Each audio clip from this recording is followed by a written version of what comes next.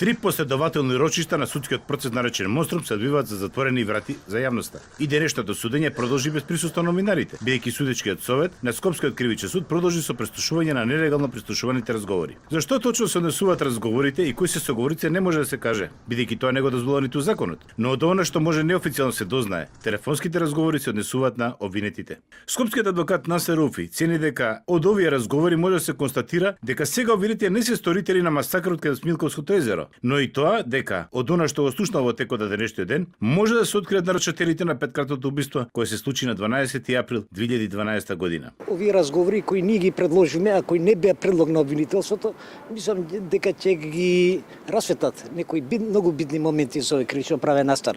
Значи имаше еден добар квантитет на разговори, прислушувани кои биле презентирани обвинителството на организиран криминал на времето, меѓутоа кои биле во предметот, а не биле ислушани.